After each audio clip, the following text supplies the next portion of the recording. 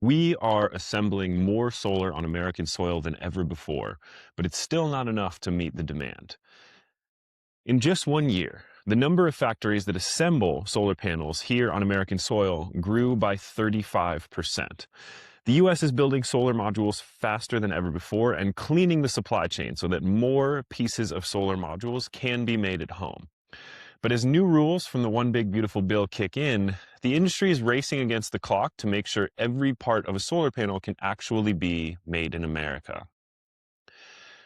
The Inflation Reduction Act, which was passed in 2022, offered a 30% tax credit to homes and businesses that went solar, and then offered an additional 10% tax credit on top of that for businesses that used domestically manufactured solar in their projects.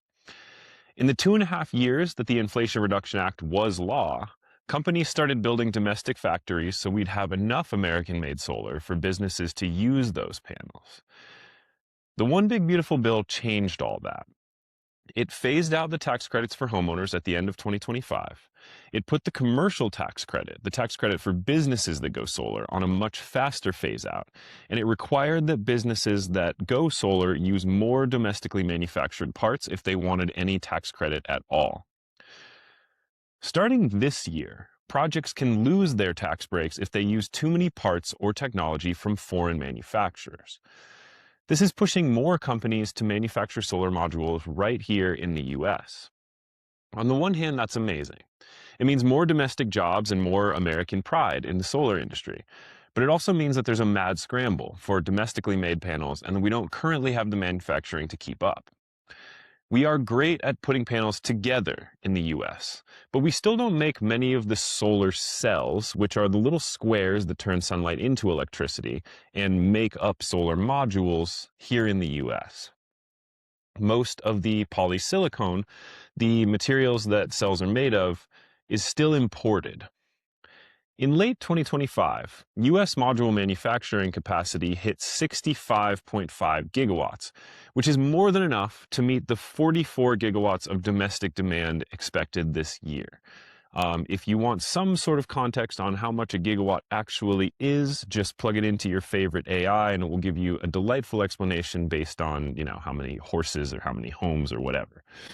So domestic solar cell capacity is currently only 3.2 gigawatts. That means that we make we assemble way more panels than the demand for solar, but we don't make enough of the pieces that make up solar panels here in the US.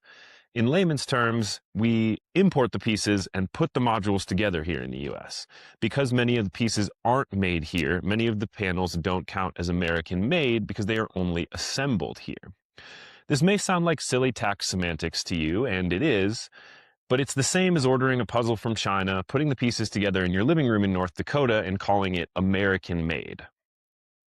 Companies like T1 Energy and Q-Cells are racing to bring 20-plus gigawatts of cell production online by 2027, but the industry still relies on imports for the actual heart of each panel. US Modules just opened a factory in Texas.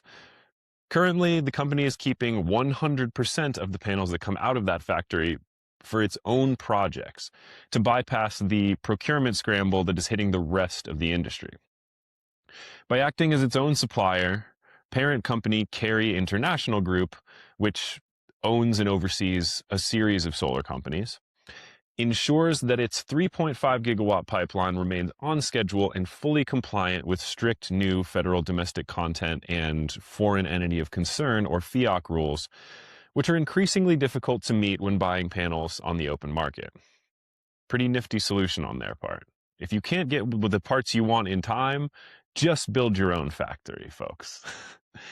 Thank you for tuning in this week. As always, I'm Aaron Nichols, your host. If you enjoyed today's episode, please rate us on Apple Podcasts or Spotify. That helps us grow.